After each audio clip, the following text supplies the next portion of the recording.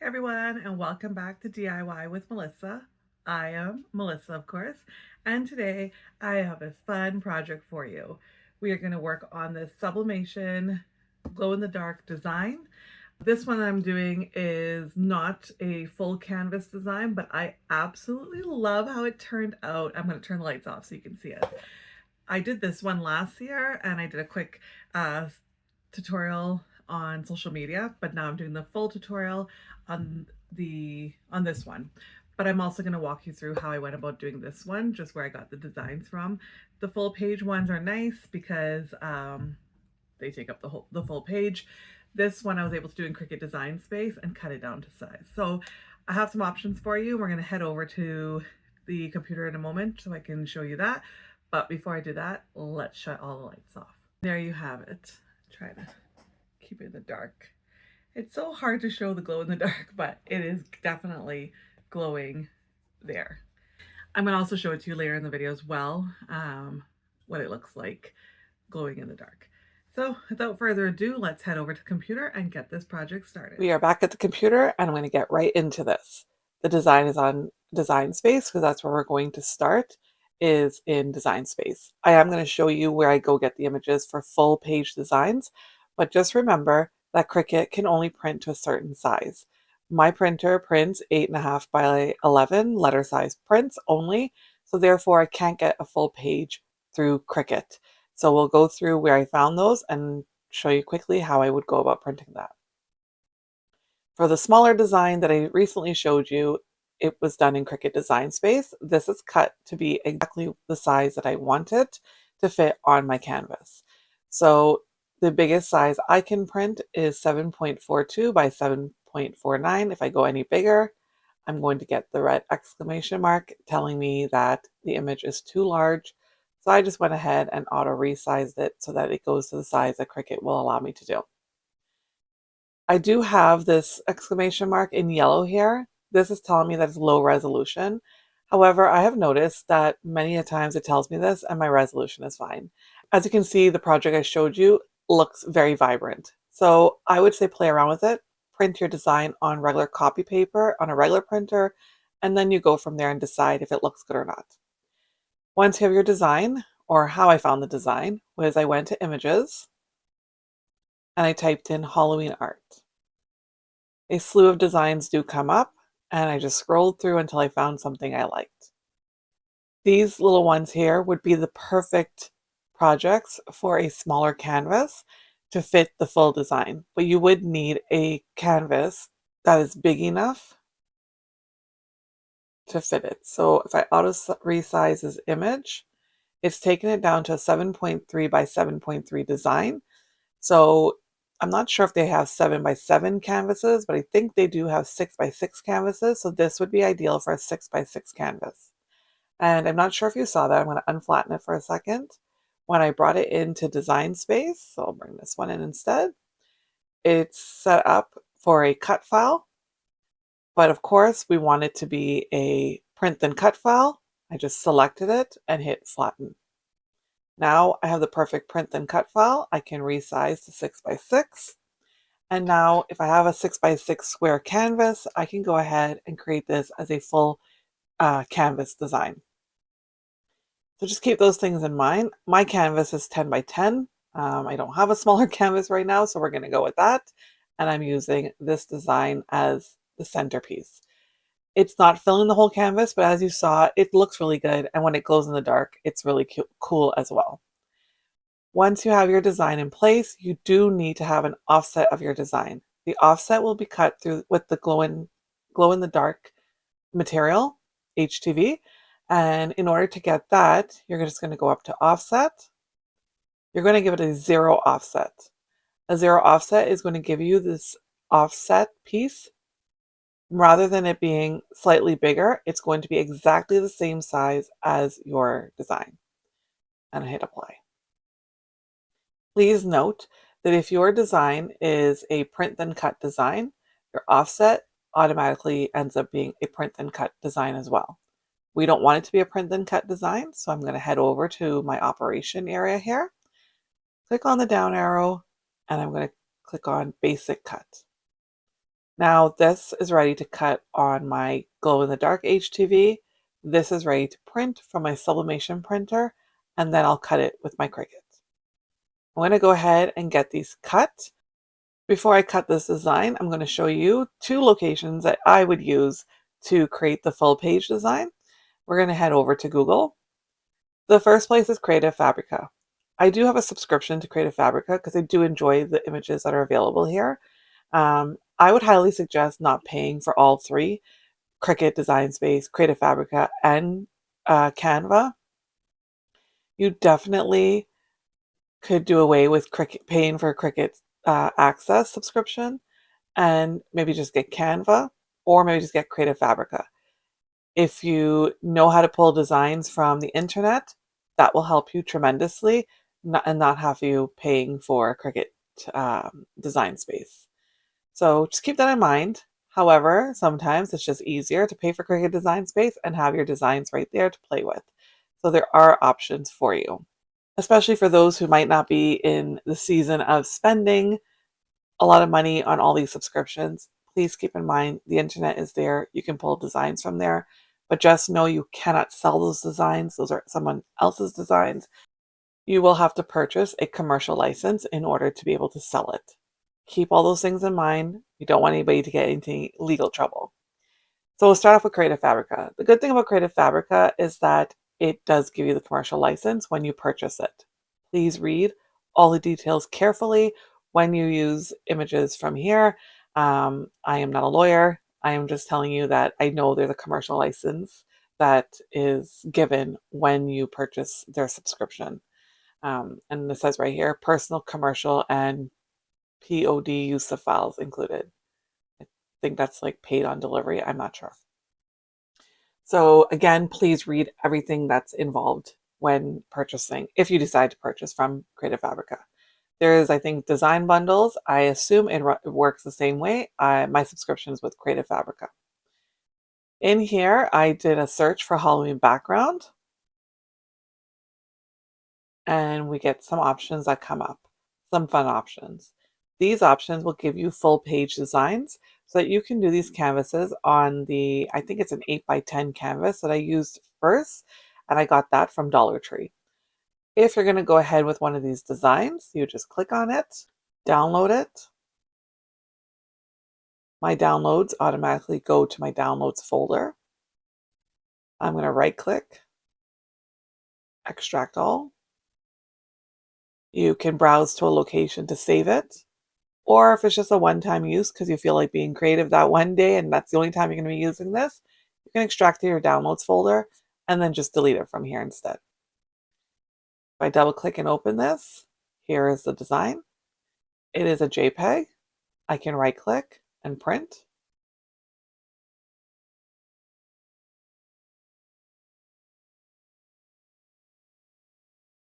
You want to ensure the orientation is set to landscape if your design is a landscape design. If it's set to portrait, it's going to cut off your design. So my design is a landscape design. And of course, you'd pick your sublimation printer. If your sublimation printer is not set up to automatically mirror your design, you would want to mirror this. My own is set up so that it automatically does it on printing. You can play around with the other options as well if you want to, change it to high output quality, whatever the case may be. But you go ahead and hit print to your sublimation printer. That's the first way to get a full page design. And the other way is through Canva. In Canva, I searched Halloween background art. Some options came up. This really cute one came up. I thought that was fun. Of course, this is also a paid subscription that will be needed, but you can search through and find some free options as well. And lastly, we have Google. We can do the same search in Google, Halloween background art, and we can find some pictures here. You will want to make sure there isn't watermarks on it. And also, as I said, these are not free designs. You can purchase them for commercial use, I'm sure. Um, but just keep that in mind. This is only if you're testing something out, I would say. If you just want to play around with this idea, this is a good place to grab it. And you'll just right click, save image as. This will pop up. You want to ensure it is a file type that you can actually use. The web, I believe it's called WebM, or WebP file. These files do not work, so don't bother with these. If you save image as and this shows the file type as this, you'll cancel out and find a different design.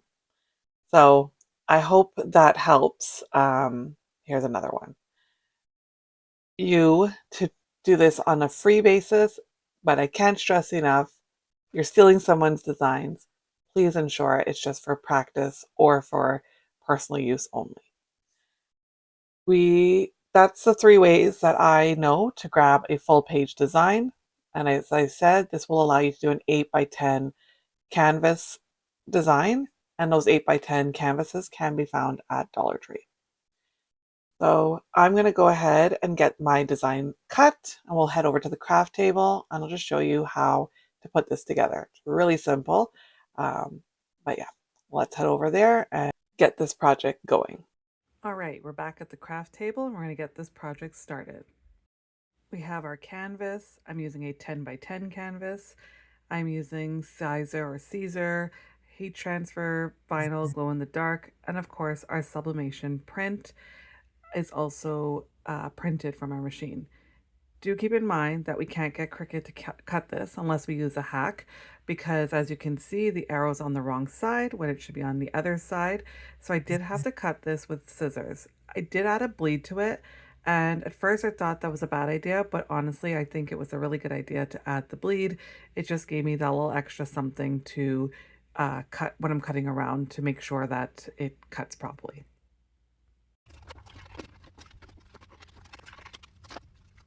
Took no time at all to cut because it's simple design. As I mentioned, I'm using the Sizer or Caesar glow-in-the-dark heat transfer vinyl, but I have used Cricut's glow-in-the-dark heat transfer vinyl, and I did like it as well. This one was just on sale.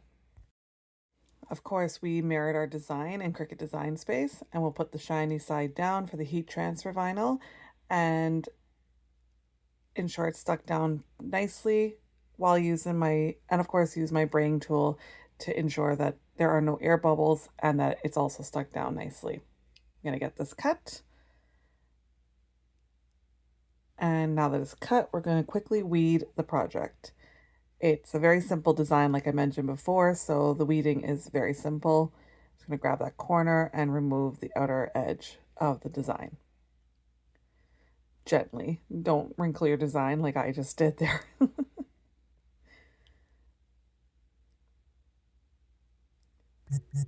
And that's it. Our design is ready. And just for good measure, I'm adding the top layer of the design to the heat transfer vinyl, just to ensure that it actually cut the size that I needed it to be. Ultimately, what's going to happen is we are going to press the heat transfer vinyl on our canvas. And once that's pressed, then we're going to press our sublimation print onto the heat transfer vinyl. Now let's get our canvas ready for the design.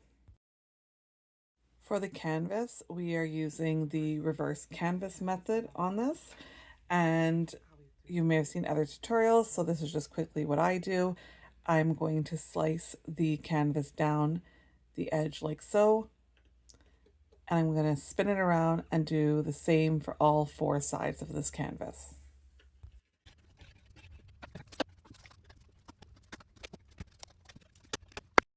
Once the canvas is off of the frame, we can go ahead and trim the canvas down to size. I prefer not having the lip on it just to make things easier when I'm pressing. I don't want any issues. So I do highly recommend just trimming off the edges of your canvas before pressing anything. We are now going to paint the frame a color of your choice.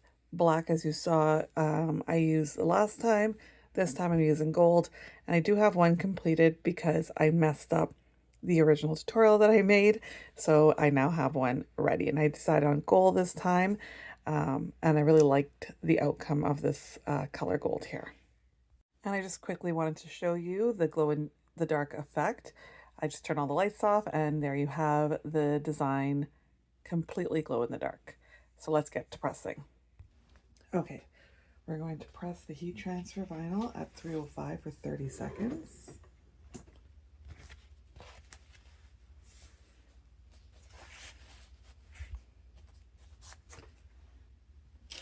I highly suggest covering your surface with something. I'm going to use butcher paper for this one.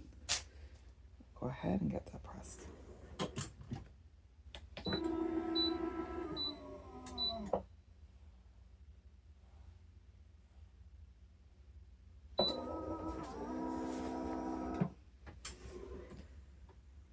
Carefully remove the top layer, just like so. This part is important because we did a design that's cut to size. We need to ensure that it's lined up perfectly on our heat transfer vinyl. So I'm going to go ahead and get that done now. That looks pretty good. I'm going to also use this heat protectant tape to tape the design down. This tape is really good. It's linked to my Amazon storefront, the tape and the dispenser. Once you twirl it, it cuts the strips of tape for you.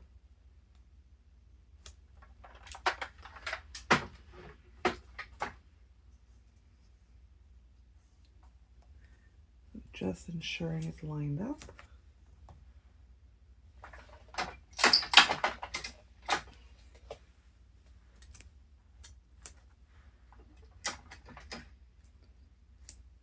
The other thing you want to do when using sublimation or infusible ink is protect your surface, your heat press really well. Sublimation ink tends to blow out, and we don't want any blowouts happening on our machine, on our mat, or whatnot. Just double checking to make sure everything is lined up nicely. I'm going to put a piece of Teflon on top just for that extra protection. The heat transfer vinyl we pressed at 305 for 30 seconds. The sublimation needs a higher heat at 395 for 30 seconds. So I'm going to let my heat press heat up and I will press this. Okay, our heat press is now set to 395 for 30 seconds. I'm going to go ahead and press this.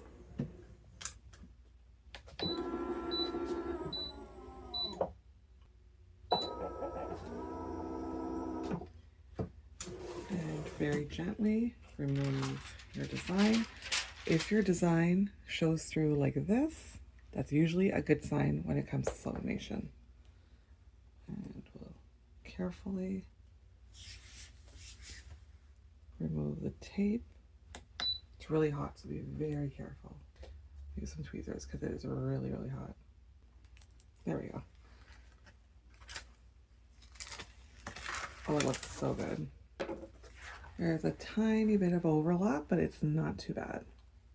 It looks so good. Let's go back to the craft table. I forgot to mention the paint I'm using to paint this gold is the DecoArt Americana Decor Metallics, bright metallic paint in 24 karat gold. I really like this paint, it's really pretty. So and this was actually just one coat of paint on here that I did. I painted the insides, the sides here, and in front. Grab our design, place it on like so. So as you can see, there's a little bit of overlap, but it's really not that bad. Looks really good. I have my hot glue gun heating up. I do use the Ryobi wireless hot glue gun. It just runs on the battery. I absolutely love it. So once that's heated up, we will get this glued down.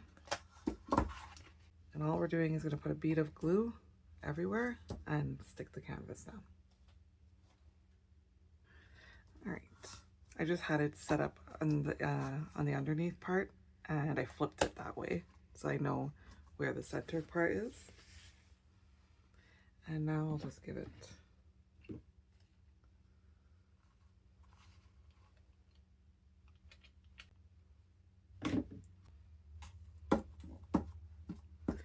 And the hot glue is very hot, so just be careful with your fingers.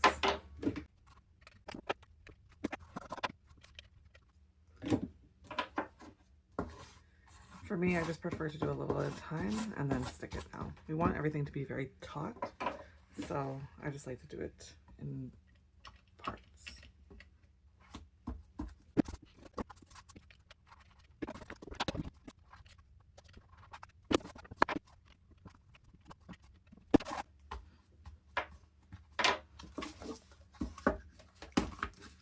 Lastly, I'm just getting a mat and I'm going to trim the edges away.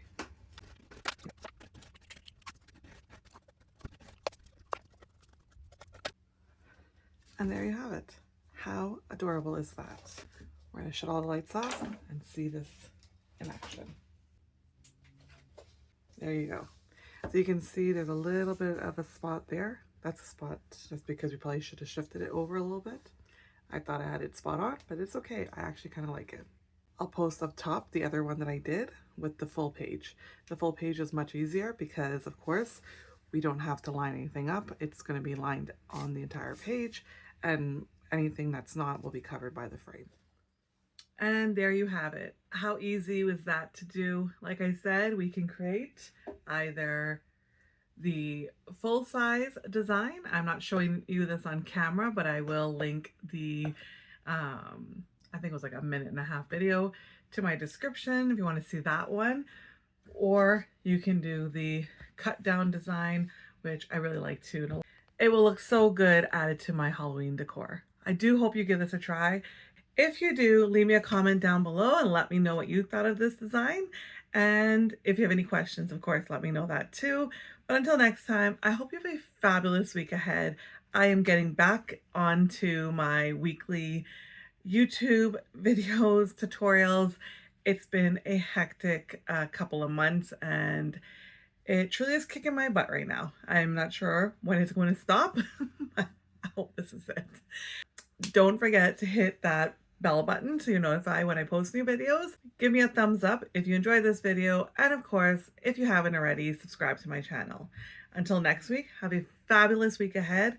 Take care. Happy Halloween and happy crafting. Bye now.